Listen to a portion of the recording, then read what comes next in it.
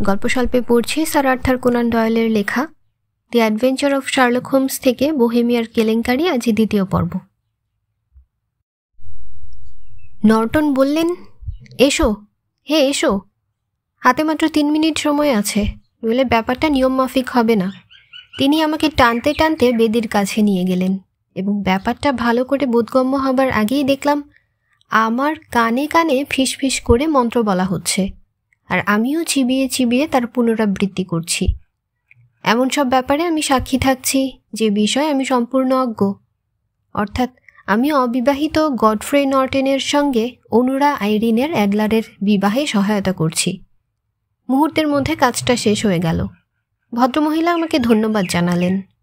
পাদ্রী সাহেবও আমার উপর খুশি হলেন। এমন বেকায়দায় জীবনে আর কখনো পড়িনি। সেই কথা ভেবেই হাসছিলাম। সম্ভবত ওদের বিয়ের লাইসেন্সে কোনো আইনগত ত্রুটি ছিল, যার জন্যে পাদ্রী সাহেব সাক্ষী ছাড়া বিয়ে দিতে রাজি হয়নি। কিন্তু আমার শুভ উপস্থিতি বোধহয় রাস্তায় গিয়ে লোক খোঁজার হাত থেকে গডফ্রেকে বাঁচিয়ে দিল। পাদ্রী আমাকে 1 পাউন্ড পুরস্কার দিয়েছেন। এই ঘটনার স্মৃতি হিসেবে ওটাকে যেন আমি ঘড়ির চেনে বাঁধিয়ে রাখি। ওয়াটসনের কৌতূহল, তারপর কি হলো? হোমস বললেন, আমার ফন্দি ফিকির সব বানচাল হবার উপক্রম।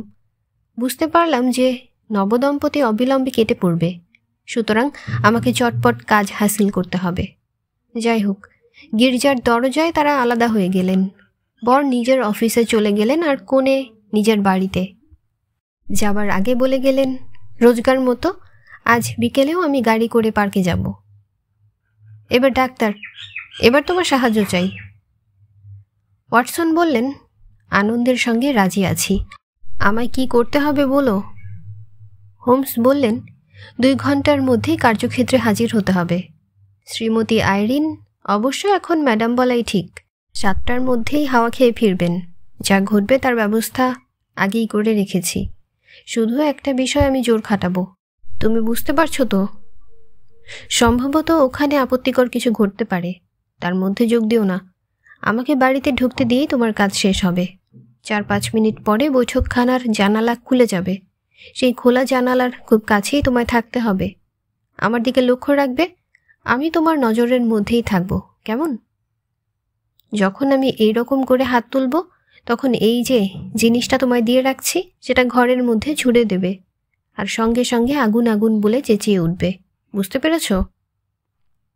ওয়াটসন ঘাড় নেড়ে সম্মতি জানিয়ে বললেন, হ্যাঁ, সব বুঝতে পেরেছেন। হোমস তখন পকেট থেকে চুরুটের মতো লম্বা ধরনের জড়ানো একটা জিনিস বার করে বললেন, মারাত্মক কিছু নয়, এটা সাধারণ প্লাম্বারদের ধোয়া ভরা হাউই। 2 দিকে ক্যাপ লাগানো আছে। আপনা থেকেই জ্বলে ওঠে। মাত্র এইটুকুই তোমার দায়িত্ব। তুমি আগুন বলে চিৎকার করলেই অনেক লোক জড়ো হয়ে যাবে। 10 মিনিটের মধ্যে আমিও গিয়ে তোমার সঙ্গে যোগ দেব। আশা করি ব্যাপারটা তোমার বোঝাতে পেরেছি। ওয়াটসন বললেন, হ্যাঁ হ্যাঁ, ঠিক মতোই করব। তুমি আমার সম্বন্ধে নিশ্চিন্ত থাকতে পারো। হোমস শয়নকক্ষের মধ্যে অদৃশ্য হয়ে গেলেন। কয়েক মিনিট পরে যখন ফিরে এলেন, তখন তাকে একজন সরল প্রকৃতির অমায়িক সাধাসিধে পাদ্রী সাহেবের মতো দেখাচ্ছিল। তার চওড়া কালো টুপি, ঢিলে প্যান্ট, সাদা গলাবন্ধনী, সহানুভূতিপূর্ণ চোখের দৃষ্টি ও বন্ধুভাবাপন্ন কৌতূহলী হাসি এমন চমৎকার খাপ খেয়ে গিয়েছিল, যা একমাত্র জন হিয়ারের পক্ষেই সমানভাবে ফোটানো সম্ভব। হোমস যে শুধু বেশ পরিবর্তন করেছিল তা নয়, তার অভিব্যক্তি, চলাফেরা, এমনকি অন্তঃকরণও যেন ছদ্মবেশের সঙ্গে মিলে গিয়েছিল। হোমসরা বেকার স্ট্রিটের বাড়ি যখন ছাড়লেন, তখন সন্ধ্যা 6:15। সার্পেন্টাইন এভিনিউতে যখন ওরা পৌঁছলেন, তখন 7টা বাজতে 10 মিনিট বাকি। ব্রাউনি লজের সামনে গৃহস্বামিনীর ফেরার অপেক্ষায় ওরা পায়চারি করছিলেন। ততক্ষণে অন্ধকার নেমে এসেছে এবং রাস্তার ল্যাম্পপোস্টের আলো জ্বলে উঠেছে। বাড়ির সামনে আর একটু অগ্রসর হয়ে হোমস ওয়াটসনকে বললেন, দেখো, এই বিয়ের ফলে বিষয়টা সহজ হয়ে উঠেছে। ফটোগ্রাফটা এখন দোফলা চুরির মতো 2 দিকে কাটবে। ওটা যাতে মিস্টার গডফ্রে নর্টনের নজরে না পড়ে সেদিকে তেমন তিনি লক্ষ্য রাখবেন। তেমনি আমাদের মক্কেল চাইবেন না রাজকুমারীর কাছে ওটা আসে। প্রশ্ন, ছবিটা কোথায় লুকানো আছে? ওয়াটসন জিজ্ঞাসা করলেন, কোথায় হতে পারে বলে তোমার মনে হয়? হোমস বললেন, ওটা নিশ্চয়ই তিনি সঙ্গে নিয়ে বেড়াচ্ছেন না। মেয়েদের পোশাকের ভেতর ক্যাবিনেট সাইজের ছবি লুকানো শক্ত। তাছাড়া তিনি জানেন যে রাজা তাকে বন্দি করে দেহ তল্লাশ করতে পারেন। এরকম চেষ্টা আগে বার দুই হয়েওছে। সুতরাং আমরা ধরে নিতে পারি তিনি ওটা বয়ে বেড়াচ্ছেন না। ওটা বাংকার কিংবা উকিল দুজনের কাছেই থাকতে পারে, কিন্তু আমিও দুটোর কোনোটাই ভাবছি না। মেয়েরা স্বভাবত একটু গোপন প্রিয় হয়, আর গোপন করবার ভারটা নিজেরাই গ্রহণ করে। তিনি অন্য কাউকে ছবিটা রাখতে দেবেন কেন? নিজের বিচার বুদ্ধির ওপর তিনি বিশ্বাস রাখেন। তাছাড়া যার সঙ্গে রাজনীতির সম্বন্ধ আছে এমন কোনো পেশাদার লোককে তিনি কিছু বলতে পারেন না। মনে রেখো, ছবিটা তিনি কয়েকদিনের মধ্যে কাজে লাগাবেন বলে স্থির করছেন। যেখানে ছবিটা থাকলে সবসময় হাতের কাছে পাওয়া যায়, সেখানে এই ছবিটা রয়েছে। সেটা তার বাড়ি ছাড়া আর কোথাও নয়। ওয়াটসন বললেন, কি করে ছবিটা খুঁজবে তুমি? হোমস উত্তর দিলেন, যাতে উনি ছবিটা দেখাতে বাধ্য হন সেই ব্যবস্থাই করব। চুপ, চাকার শব্দ শোনা যাচ্ছে। শ্রীমতী আসছেন। এবার অক্ষরে অক্ষরে তোমার নির্দেশ পালন করার জন্য প্রস্তুত হও। হোমসের কথা শেষ হতেই রাস্তার বাঁকে এক ঝলক আলো দেখা দিল। ব্রাউনি লজের সামনে ল্যান্ডো এসে দাঁড়ালো। গাড়িটা থামবার সঙ্গে সঙ্গে জটলা থেকে নিম্ন শ্রেণীর একজন লোক দৌড়ে এলো দরজা খুলে কিছু রোজগারের আশায়। কিন্তু সেই একই অভিপ্রায়ে আসা আরেকজন লোক তাকে কনুইয়ের গুঁতো দিয়ে সরিয়ে দিল। বেঁধে গেল ভীষণ ঝগড়া, ঘুষোঘুষি চলল। ভদ্রমহিলা গাড়ি থেকে নামতেই উত্তেজিত একদল লোক তাকে ঘিরে ধরল। তারপর লাঠি আর ঘুষির হিংস্র যুদ্ধ। তুমুল ধস্তাধস্তি শুরু হলো। ভদ্রমহিলাকে রক্ষা করবার জন্য হোমস বিদ্যুৎ বেগে ভিড়ের মধ্যে ঢুকে পড়লেন। কিন্তু কাছাকাছি এসেই তিনি কাতর আর্তনাদ করে লুটিয়ে পড়লেন। তার মুখ বেয়ে রক্তের ধারা ঝরতে লাগল। তার পতনের সঙ্গে সঙ্গে প্রহরী দুজন একদিকে সরে পড়ল। শ্রীমতী এই ফাঁকে দ্রুত পায়ে সিঁড়ি দিয়ে উঠে গিয়েছিলেন। তিনি উপরে উঠে আবার নিচের দিকে একবার তাকালেন। জিজ্ঞাসা করলেন, বেচারার কি বেশি চোট লেগেছে? এর উত্তরে অনেকে সমস্বরে বললেন, খতম হয়ে গেছেন। অসৎ একজন চেঁচিয়ে উঠে বললেন, এখনও প্রাণ আছে বটে, তবে হাসপাতালে নিয়ে যেতে যেতেই শেষ হয়ে যাবে।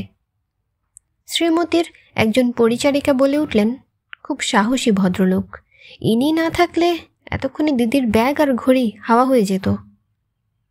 শ্রীমতী হুকুম দিলেন যে বৈঠকখানায় নিয়ে এসো। ভিতরে একটা নরম সোফা আছে, একে রাস্তায় রাখা চলে না। ধীরে ধীরে হোমসকে ব্রাউনি লজের ঘরটায় নিয়ে যাওয়া হলো। বড় জানালার বাইরে থেকে ওয়াটসন সব লক্ষ্য করছিলেন। ঘরে আলো জ্বলল, কিন্তু জানালার পর্দাটা টেনে দেওয়া হলো না। ফলে শুয়ে থাকা হোমসকে দেখতে কোনো অসুবিধা হলো না। রূপবতী তরুণী অত্যন্ত দরদ ও সহানুভূতির সঙ্গে হোমসের সেবা করতে লাগলেন। ওয়াটসন হলস্টারের পকেট থেকে ধোয়ার হাউইটা বার করলেন। এদিকে হোমস সোফার উপর উঠে বসেছেন। মনে হলো হাওয়ার অভাবে তার কষ্ট হচ্ছে। একটি পরিচারিকা তাড়াতাড়ি গিয়ে জানালাটা খুলে দিল। সেই মুহূর্তে দেখলাম যে হোমস হাত উঁচু করে তুলেছেন। সংকেত পাওয়া মাত্র কাল বিলম্ব না করে হাউইটা ঘরের মেঝেয় ছুঁড়ে দিয়ে আগুন আগুন বলে চিৎকার করে উঠলেন ওয়াটসন। ওয়াটসনের মুখ থেকে চিৎকার শোনা মাত্রই পথের ইতর ভদ্র সহিস পরিচারিকা একসঙ্গে আগুন আগুন বলে চিৎকার করতে লাগলো। ঘরের মেঝে থেকে ধোয়ার কুণ্ডুলি জানালা দিয়ে হু হু করে বেরিয়ে আসতে লাগলো। দেখা গেল কয়েকজন পালাচ্ছে। তারপর হোমসের আশ্বাসবাণী শোনা গেল যে অনর্থক ভয় দেখানো ছাড়া ব্যাপারটা আর কিছুই নয়। মানুষের ভিড় এড়িয়ে একটা নির্দিষ্ট কোণে ওয়াটসন দাঁড়িয়ে অপেক্ষা করতে লাগলেন। 10 মিনিটের মধ্যেই হোমস এসে ওয়াটসনের হাত ধরে বললেন, চলো, আর এক মুহূর্ত এখানে নয়। হোমস জোরে জোরে পা চালিয়ে দিলেন। ওয়াটসনও তার অনুসরণ করে এজওয়ার রোডে এসে পৌঁছলেন। হোমস মন্তব্য করলেন, চমৎকার হয়েছে ডাক্তার, তুমি সব ঠিক ঠিক করেছ। ওয়াটসন জিজ্ঞেস করলেন, তাহলে তুমি ফটোগ্রাফটা পেয়েছ? হোমস বললেন, না, তবে কোথায় আছে সেটা জানতে পেরেছি। হোমস বললেন, আগুনের চিৎকারটা তোমার দারুণ হয়েছিল। ওইরকম আওয়াজ আর ধোয়ার কুণ্ডুলি লৌহ কঠিন স্নায়ুকেও কাঁপিয়ে দেবার পক্ষে যথেষ্ট। ভদ্রমহিলার ওপরে এর প্রতিক্রিয়া খুব ভালোই হলো। ঘণ্টার দড়ির দিক ঠিক ওপরে একটা আলগা তক্তার পেছনের একটা ছোট খাঁজে ছিল ফটোগ্রাফটা। তিনি গিয়ে আধখানা ফ্রেম টেনে সেটা বার করলেন। আমি একজনের সেটা দেখতে পেলাম। যখন আমি বললাম যে ওটা মিথ্যে চিৎকার, উনি সেটা রেখে দিলেন। তারপর হাউইটার দিকে চেয়ে দ্রুত পদে সেই যে ঘর থেকে বের হয়ে গেলেন, আর আমি তাকে দেখিনি। এরপর আমি নানা অজুহাত দেখিয়ে সরে যাবার চেষ্টা করলাম। একটু ধন্দের মধ্যে পড়েছিলাম, ভাবছিলাম তখনই ছবিটা হাত সাফাই করব কিনা। কিন্তু কোচম্যানটা ভিতরে ঢুকে এমন তীক্ষ্ণ দৃষ্টিতে আমাকে দেখতে লাগলো যে অপেক্ষা করাটাই নিরাপদ মনে করলাম। বেশি ব্যস্ততা দেখালে সব নষ্ট হয়ে যেতে পারে।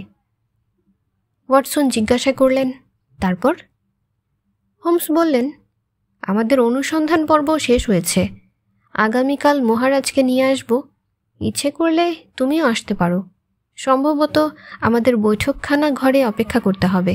শ্রীমতী এসে দেখবেন আমরা নেই, ফটোগ্রাফটাও নেই। নিজের হাতে ছবিটা উদ্ধার করতে পারলে মহারাজ নিশ্চয়ই পুলকিত হবেন। ওয়াটসন প্রশ্ন করলেন, কখন আসবো তাহলে? হোমস বললেন, সকাল 8টার সময়। শ্রীমতী অত ভোরে নিশ্চয়ই শয্যা ত্যাগ করবেন না। বিনা বাধায় কাজ হাসিল করার সুযোগ মিলবে। অবশ্য খুব চটপট কাজ সারতে হবে। বিবাহের পর শ্রীমতীর অভ্যাসের পরিবর্তন ঘটতে পারে। আমি আর দেরি না করে রাজাকে লিখে জানাচ্ছি। বেকার স্ট্রিটের বাড়ির দরজার সামনে এসে দাঁড়াতেই হোমস চাবি বার করে পকেটে হাত দিলেন। হঠাৎ পাশ থেকে শোনা গেল, শুভরাত্রি মিস্টার শার্লক হোমস। সে সময় ফুটপাত লোকজনে ভর্তি ছিল, কিন্তু মনে হলো অলেস্টারধারী একজন রোগা ছোকরার কাছ থেকে এই অভিবাদন এলো।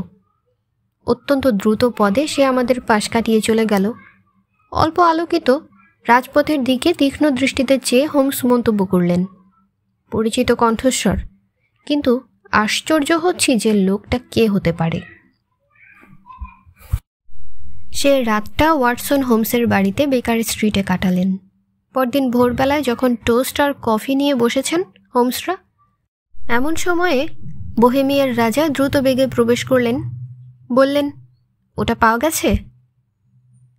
এখনো পাইনি, তবে পাবার আশা আছে, হোমস বললেন। চলুন বেরিয়ে পড়ি। গাড়ি ব্রাউনি লজের দিকে রওনা হলো। যেতে যেতে হোমস বললেন, আইরিন অ্যাডলারের বিয়ে হয়ে গেছে। মহারাজ যেন আকাশ থেকে পড়লেন। বললেন, বিয়ে? কবে? হোমসের সংক্ষিপ্ত উত্তর, গতকাল। পাত্রটিকে? মহারাজের কৌতূহল। হোমস বললেন, তার নাম নর্টন, ব্রিটিশ আদালতের উকিল। মহারাজ দৃঢ় স্বরে বললেন, কিন্তু আইরিন তো তাকে ভালোবাসতে পারে না। হোমস বললেন, আশা করি তিনি ভালোবাসেন। মহারাজ বললেন, এমন আশা করার কারণ?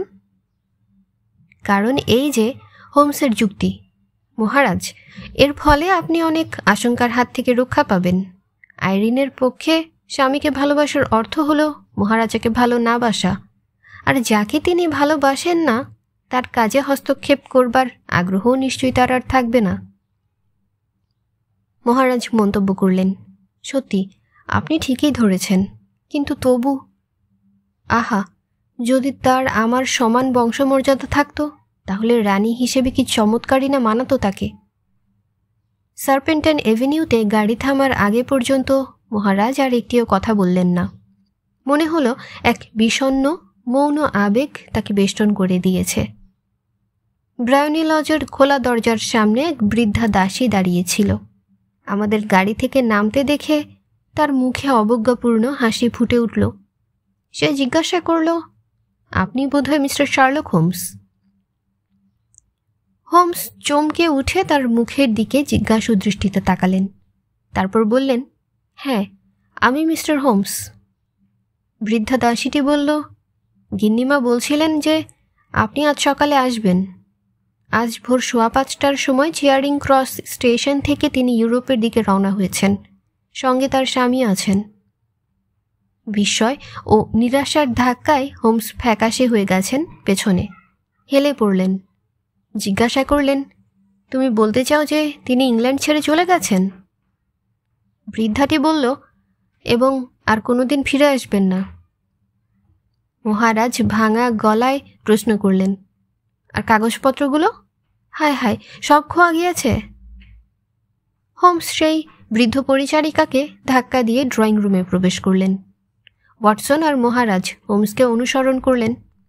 ঘরের আসবাবপত্র এলোমেলো, সমস্ত তাক ফাঁকা, দেরাজগুলো খোলা পড়ে রয়েছে। মনে হলো ভদ্রমহিলা চম্পট দেবার আগে সব তন্ন তন্ন করে খুঁজেছিলেন। ঘণ্টার দড়ির কাছে গিয়ে হোমস একটা আলগা তক্তা ভেঙে ফেললেন। তারপর সেখানে হাত গলিয়ে একটা ফটোগ্রাফ এবং একটি পত্র বার করে আনলেন। ফটোগ্রাফটি সান্ধ্য বেশভূষায় সজ্জিতা আইরিন অ্যাডলারের নিজের, আর পত্রের শিরোনামায় লেখা, শ্রীযুক্ত শার্লক হোমস সমীপেশু, তিনি না আসা পর্যন্ত রেখে দেওয়া হবে। শার্লক হোমস খামখানা ছিঁড়ে ফেললেন। তিনজনেই একসঙ্গে চিঠিটা পড়া শুরু করলেন। চিঠিতে সময় গত রাত্রি 12টা। প্রিয় মিস্টার শার্লক হোমস, আপনার কার্যপদ্ধতি সত্যিই চমৎকার। আমাকে আপনি সম্পূর্ণ প্রতারিত করেছিলেন। আগে শুনেছিলাম রাজা হয়তো আপনার সহায়তা নিতে পারে, তাই আগুনের ব্যাপারটা যখন বুঝতে পারলাম, তখন আমি আমার গাড়ির দারোয়ানকে আপনার ওপরে নজর রাখতে বলে আমি বাড়ির ভেতরে গিয়েছিলাম। পরে পুরুষের ছদ্মবেশে আপনাদের অনুসরণ করি। আপনার বাড়ির সামনে গিয়ে আমার সন্দেহ দূর হয়। আমার উপস্থিতি জানার জন্য আপনাকে শুভ সন্ধ্যা জানাই। তারপর আমি আমার স্বামীর সঙ্গে দেখা করার জন্য টেম্পলে রওনা হই। আমরা দুজনে অনেক চিন্তা ভাবনা করে স্থির করি যে এখানে থেকে আপনার সঙ্গে পাঞ্জা কষা আমাদের পক্ষে সম্ভব নয়। কাজেই ইউরোপের পথে পাড়ি দিচ্ছি। আপনার মক্কেলকে বলবেন তিনি যেন অযথা দুশ্চিন্তা না করেন, কেননা তার জীবনের কাটা হবার আমার কোনো ইচ্ছেই নেই। তবে আমাদের যৌথ ফটোটা আমার কাছে রাখলাম কেবলমাত্র নিজের নিরাপত্তার জন্য। তা না হলে রাজার তরফ থেকে আমার ক্ষতি হবার সম্ভাবনা থাকতে পারে। অবশ্য রাজা যদি ইচ্ছে করেন তবে আমার রেখে যাওয়া ফটোটা তিনি নিজের কাছে রাখতে পারেন। চিঠি পড়া শেষ হলে মহারাজ আনন্দে হৈ হৈ করে উঠলেন। বললেন, প্রথমেই বলেছিলাম না, মেয়ে হিসেবে সে অতুলনীয়া, রানী হবার যোগ্যা। বংশমর্যাদা না থাকায় আজকে তাকে দূরে সরিয়ে দিতে হলো। শার্লক হোমস রাজার মতো আনন্দিত হতে পারেননি। তিনি বললেন, মামলাটার পরিণতি আরও ভালো হওয়া উচিত ছিল। মহারাজ শার্লক হোমসকে থামিয়ে দেন। বলেন, আইরিন অ্যাডলারকে আমি চিনি। ওর কথার নড়চড় হয় না। ও যে কথা দিয়েছে তা শেষ জীবন পর্যন্ত রক্ষা করবে।